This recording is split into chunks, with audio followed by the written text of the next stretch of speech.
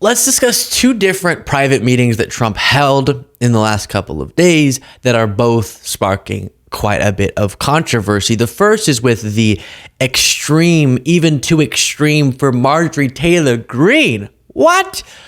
Far-right activist Laura Loomer. And then Bill Maher had a dinner with Trump, and I want to talk about that as well. Let's start with Laura Loomer. So again, Laura Loomer was described by Marjorie Taylor Greene as too racist and appalling for the MAGA movement. Oh no, that's crazy. And so if you can imagine on sort of a spectrum, if Marjorie I thought was the end of the spectrum, but nope, there's more. And apparently it's Laura Loomer. She's gone a full white nationalist on things. She's so conspiratorial and everything. So that's who she is. And apparently she's just getting to walk in and tell Trump stuff that convinces him to fire people in his administration. That's the power that Laura Loomer, you can look into, as we've talked about in past segments, more details about her history, but this should scare us that she would have influence in this White House. So New York Times reports Trump fired 6 National Security Council officials after Oval Office meeting with Laura Loomer. I had a debate now a long time ago with Laura Loomer that was crazy. You can find that as well.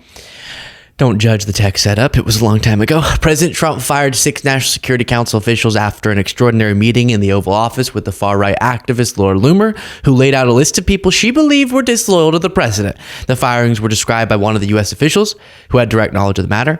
The decision came after Ms. Loomer vilified the staff members by name during the meeting on Wednesday, when she walked in the White House with a sheaf of papers attacking the character and loyalty of numerous National Security Council officials. Michael Waltz, the National Security Advisor, joined later in the meeting and briefly defended some of his staff, though it was clear he had little or any power to protect their jobs. So Laura Loomer, who's just someone who shouts about conspiracy theories on the internet and has said some of the most abhorrent things you can find on the World Wide Web, she can walk into the White House and, to the chagrin of the National Security Advisor, can get Trump to fire because they're not loyal enough national security officials.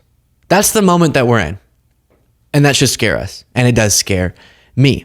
We then move on to the other meeting Trump had recently. This is with Bill Maher, who obviously has spent much of the last few years, correctly so, criticizing Trump. He then had this dinner that was described as really friendly. He said in a couple weeks when he has another show, he's going to, which by the way, what a life. They're just barely ever doing shows, it seems. But he's going to address the controversy. He talked about leading up to this meeting with Trump, what his rationale was. I'll play this clip for you and then discuss, and there's much more. Please do, by the way, if you're not subscribed, click the subscribe button. I appreciate it. A lot of people who are illegal in the country, but you got stuff to talk about. Let me ask you this, last question. You're going to meet with the president. I am. So Kid Rock makes it happen. What do you think has been the response so far? What do you think it will be, and why are you doing it? Which I'm totally for, by the way, and I love it. I get it. Well, I'm doing it because, first of all, it was presented as a dare. not a dare. No, just like, maybe this is a beginning to heal America. No, I don't have some sort of complex where I think I can heal America. I can't. Okay, let's get that clear. I'm not going to be healing America. But if two guys who've been at each other for so long, I mean, it's kind of a Nixon to China thing. I have the credentials. There was nobody who was harder on Trump or more prescient about the fact that he wasn't going to leave office voluntarily than I was. I feel like I have the credentials. But they also respect me because I'm honest about the woke train to crazy town. And I don't shrink from that. And I've also lost a lot of fans for that. The woke people have left the building, and I'm willing to make that sacrifice. But it does give you a certain credibility.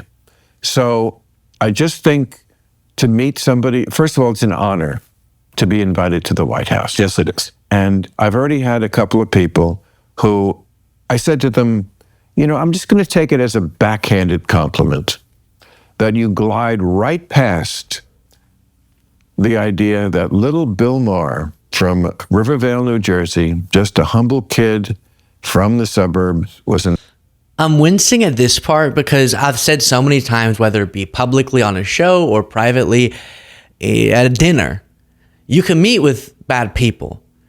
It's how you go about it that can make it either worthy of condemnation or not, depending on who the person is and how you handle it. The justification, in part, being, it's so cool, I got invited to the White House, is not the right approach. Because if you're going to be invited to the White House, well, I'm about to get into my whole spiel. Let me play the rest of this and then I'll give that to you. Invited for a private dinner to the White House, you glide right past that to how dare you talk to him, and that you're not impressed by it at all. I'm impressed by it a lot.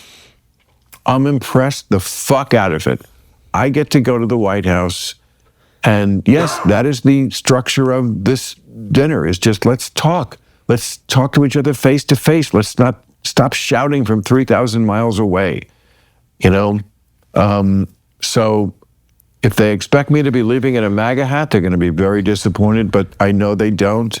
And I think it's going to be, look, it probably will accomplish very little, but you got to try, man. You got to try. Okay, so people are outraged about this. A very similar response, not to the same magnitude, but because the audiences are very different. But you might remember when Joe Scarborough and Mika Brzezinski went to visit with Trump after he won, and there was a feeling of betrayal from their audience, feeling like, wait, does this mean that you don't believe that Trump has this existential threat that he's presenting for our democratic process? I mean, you don't think that he's dangerous in all these ways because you're just having a friendly hangout with him? Similar response here. Wait, Bill Maher, you get and believe what you're saying about the dangers. What is the productivity of a sort of friendly chat hangout over dinner with Trump? And so again, I come back to, it's not that inherently meeting with him would be wrong, but similar to my criticism of Scarborough and Brzezinski, the articulation of the reasoning, and then we'll hear once Bill Maher gives his full explanation. So some of that is on hold in terms of the response to it. But what is it that you tried to do in the meeting? Because it does feel like, wait, are you just performing? Because this is why people are so sensitive to this, understandably.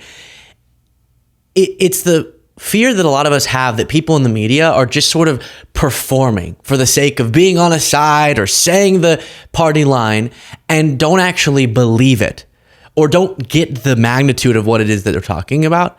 And so did you go in there seeking not to just be buddy, but to do something productive? Like, you could use this as an opportunity to ask him the critical questions that obviously, or I should say that often he refuses to answer. Maybe privately you can get answers out of him, like why he's doing this or what the purpose of that would be. And also as Bill Maher represents a different part of the country than Trump is supported by, in terms of different people watch Bill Maher than would support Trump, you could use it as an opportunity to explain the destruction that Trump is bringing upon people's lives.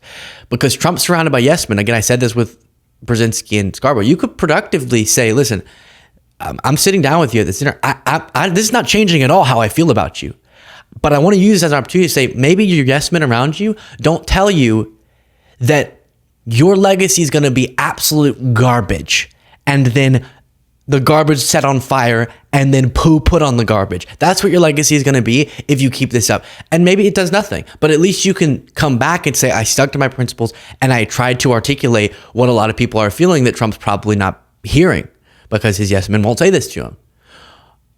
And there's a few different ways. All of them are you sticking by your principles and not going, maybe you're not so bad, right? That's what people don't like. And that's what it seems like this turned into. Bill Maher said, hey, everybody, thank you for all your interest in my dinner with the president last night. I promise all will be revealed in the next Real Timers on April 11th. As it's April 1st today, no one would believe what I said today anyway. So not a show until April 11th. Oh my gosh. Some of these shows I'll watch and they'll be like, and we took a 2-week break. I'm like, what? 2-week break? Jaded, can you imagine? No. And so let's listen to Kid Rock and I'll give more thoughts. Kid Rock was at this meeting.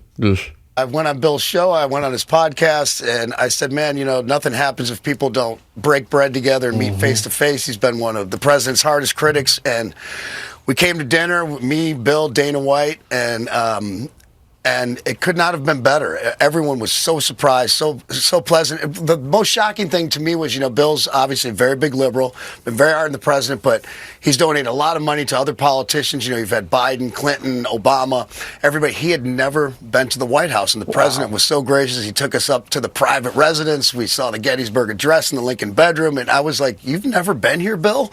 And I was like, "How about this, President Trump, extending this olive branch," and we talked about things we had in common, ending wokeness, securing the border. The president was asking him what he thought about policy, going on with Iran and Israel and things. It just meant, it blew my mind. It was, right. I was, very, very proud. Bob, do you think he walked away liking him? Because, Trump is the type of person that you got to meet him to understand it. Why? Why do they all say that? As someone who knows Trump personally, nothing that you think you know about him is true. He's actually a really great guy, and he's really nice. It's like, well, that's weird then. Why does he have such a two-faced approach to life? Why is it that behind the scenes he's jolly old Trump, and then publicly he's vicious to everybody? 100%. Me and Dana both said there's never been that's ever met the president in any scenario that's walked away without saying wow, what a great guy. He's so funny, so engaging. He's so smart.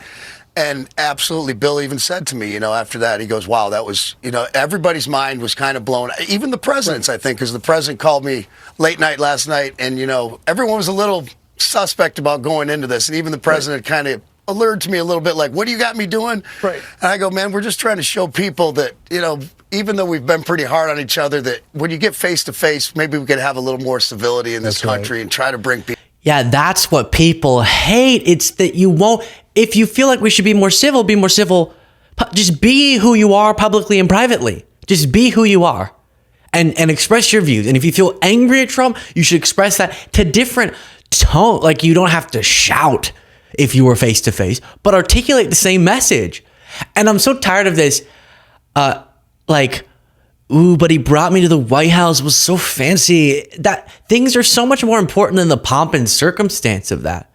As someone who wasn't hanging out with the president, but was invited to the White House a couple times, saw it was very fancy. It was cool. I thought it was cool. But that shouldn't obscure my ability to speak about politics and that administration accurately and what I really feel.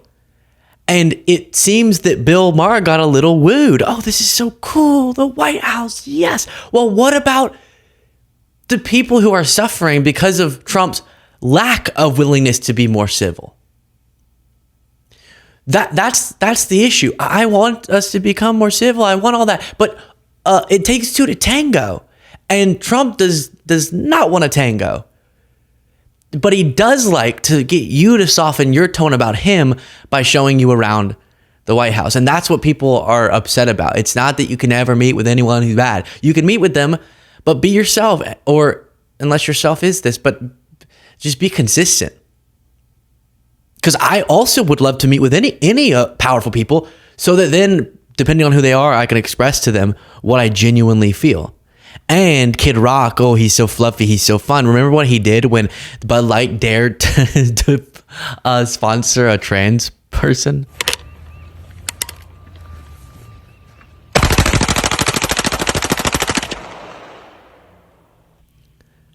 That's what a man does. Shoo! Ugh, so weird.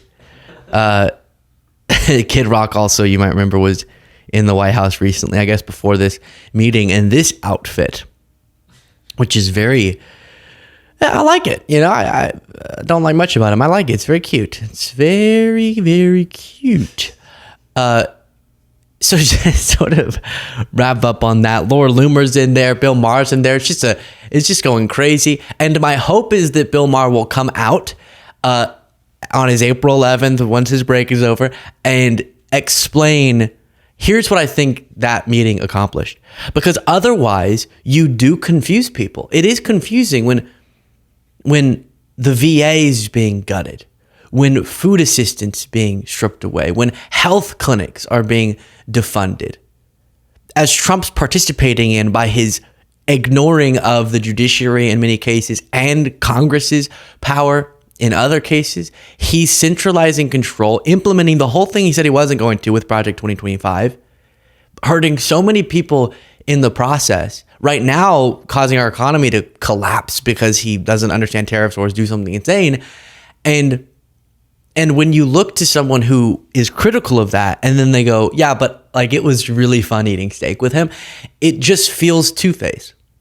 And the way that we cross political lines and we bring down some of those barriers is by coming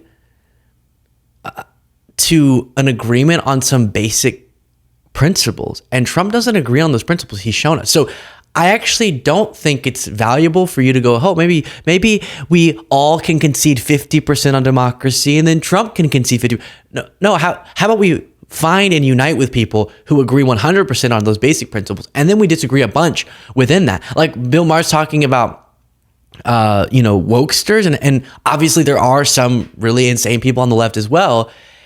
And let's scream at each other, fine. But as long as we agree on some basic principles, and one of those Trump has just spit all over and is currently spitting all over. But the real way that you productively, I think, cross those lines is the people on the ground, because Trump represents hate. That's what he does. He's not looking for civility. He likes with elites hanging out and all being friendly, regardless of what you say about each other. But he doesn't care about our country healing, obviously. The way that you cross those lines is having civil conversations with people who might have been duped into supporting him, not with the person who's doing the duping. And so he could have used that productively, but I don't think he did. We'll see when he gives more information. Share your thoughts in the comments, support the show, get the members only bonus show. We have lots of fun. It's even on a day like this where I'm about 10 times almost reached over and grabbed Jane's neck and just, not really, because all of our tech things and our studio building and all of it's going disastrously, but we'll figure it out eventually. But even on those days, we have a lot of fun on the bonus show. Again, the join button below is where you get that.